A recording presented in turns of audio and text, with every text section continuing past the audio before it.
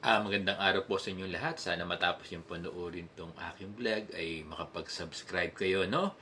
Sa aking YouTube channel. At sana matapos yung panoorin tong vlog kong ito, pakishare na lang din to, no? Sa inyong mga kaibigan, sa inyong mga kasamahan, at importante sa inyong mga co-teachers. At sana matapos yung panoorin tong vlog kong ito, no? Pakihit na lang din yung notification bell para every time na nagkakaroon ako ng bagong vlog ay palagi kayong manonotify. At yung isa pang request ni Sir Bong, kasi dyan sa mga vlogs ko ay marami nang lumalabas na ads. Sana pag lumalabas yung mga ads, huwag niyo siyang i-skip. Papanoorin niyo ng buong buo lahat ng ads na lumalabas dyan sa aking vlog.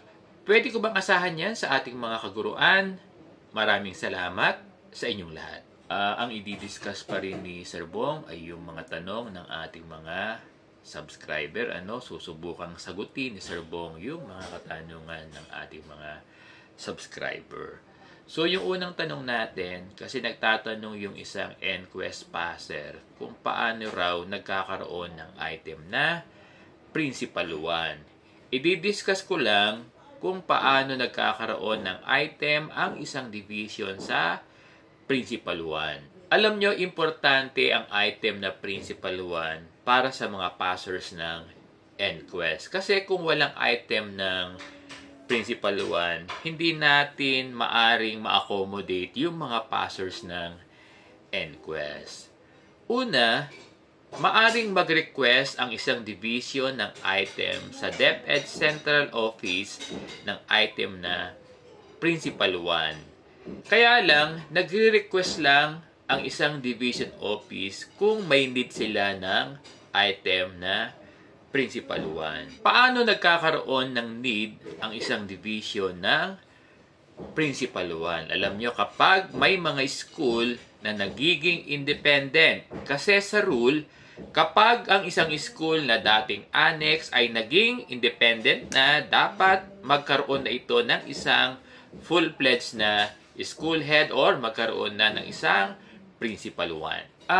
Like dito sa amin sa Division of Caloocan and even in other divisions sa NCR, yung mga independent school, nag-a-assign na ng school head at yung ina-assign na school head ay binibigyan na sila ng item na Principal 1.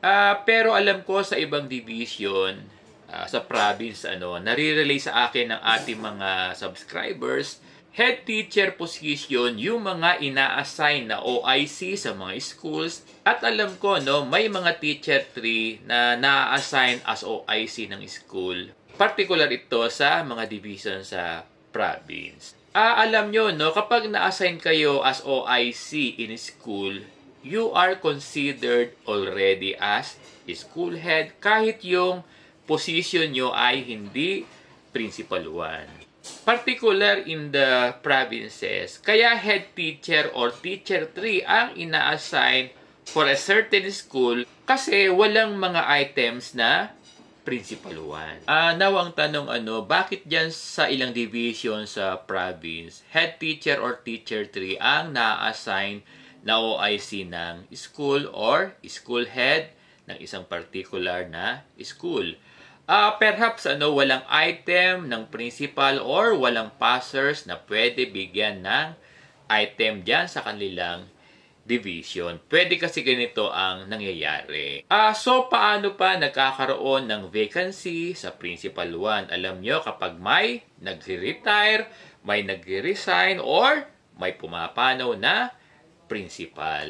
Yun bang mga passers ay need bang mag-undergo ng training? Alam nyo, requisite ito, May DepEd issuances na dapat binibigyan sila ng training ng kanilang division. Alam nyo, sa ibang division, ang practice, yung mga passers ay ginagawa silang understudy or ina-assign muna sila as assistant to the principal. Puntahan naman natin yung isa pang tanong ng ating subscriber. This time, isa siyang non-teaching personnel.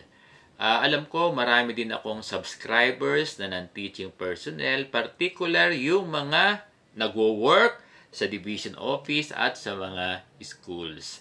Alam nyo sa schools, ang karaniwan na non-teaching positions na meron tayo ay yung ADAS or yung tinatawag natin na administrative assistant. Sila yung mga humahawak ng ating finance.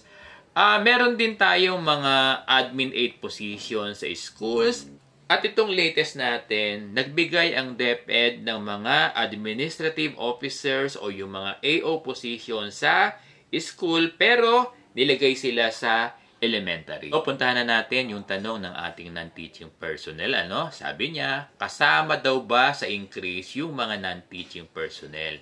At sana raw kasama sila pag may increase sa sahod ng ating mga guro. Alam nyo, oo naman, kapag may benepisyo ang guro, matik yan na palaging kasama ang lahat ng mga DepEd personnel, even yung ating mga non-teaching personnel. Alam nyo, dito sa school namin sa Caloocan High School, marami kaming items ng non-teaching. So, puntahan naman natin yung iba pang tanong ng ating subscriber. Ang tanong niya, dapat daw bang may 21 teacher pa muna sa isang department bago payagan ang head teacher 3? Alam mo, sa pagkakaalam ko, kapag may 7 or 6 teachers lang sa isang department, pwede na magkaroon ng isang head teacher 3. Yung head teacher 4, 5, and 6, talagang nagre-require ito ng mas maraming guro sa isang department. So, puntahan naman natin yung isa pang tanong ng ating subscriber. Ang tanong niya, bakit daw sa division nila ang tagal daw mag-approve or umaksyon ng kanilang verifier? Alam nyo, nageget ko yung tanong niya. Ang sinasabi niya ay yung sa loan natin sa mga private lending. Kasi kapag naglo-loan tayo sa isang private lending, kapag in-approve na yung loan natin ng private lending, isesend nila ito sa ating division office for approval or for verification. Yung loan natin sa private lending need pa na ipa-approve sa division natin. Ito yung process na sinasabi na verification. At ang regular na nag-a-approve nito or nagve-verify nito ay yung ating administrative officer na chief ng ating division finance. Ganito yung nangyayari sa ating mga division office. Pero minsan talagang natatagalan kasi ina-assess pa yung payslip nyo kung kaya pa na ma-accommodate ng net pay nyo yung amount ng loan mo sa isang private lending. Kasi kung hindi na kayang ma-accommodate ng net pay mo yung loan mo, hindi talaga ito i-approve ng verifier ng ating division office. Pag low net kasi at hindi na kaya ng net pay mo, i-disapprove talaga yan ng ating verifier. Kaya lang kung tumatagal na sobra at inaabot na ng 1 week, ang may problem rito ay yung verifier ng division office. Kasi dapat within 2 days lang ay meron ng action yung mga verifier ng ating mga division office. Hindi na dapat pinagtatagal kasi kaya nga nag-loan yung isang guro dahil siya ay may emergency. Alam nyo, within 24 hours, kaya naman itong ma-verify agad. Puntahan naman natin yung huling tanong ng ating subscriber. 30 years na raw siya, pwede na raw ba siya magpa-promote? Ang sinasabi niya, yung automatic na pag-upgrade ng teaching position niya dahil matagal na siya sa serbisyo. Yes, meron tayo niyan. Kaya lang, i-apply mo pa rin yan.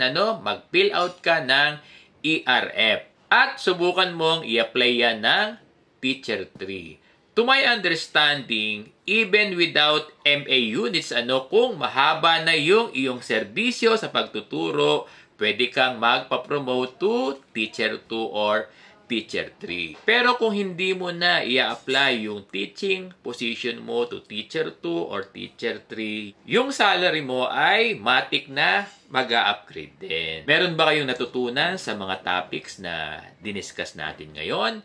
Maraming salamat sa inyong lahat.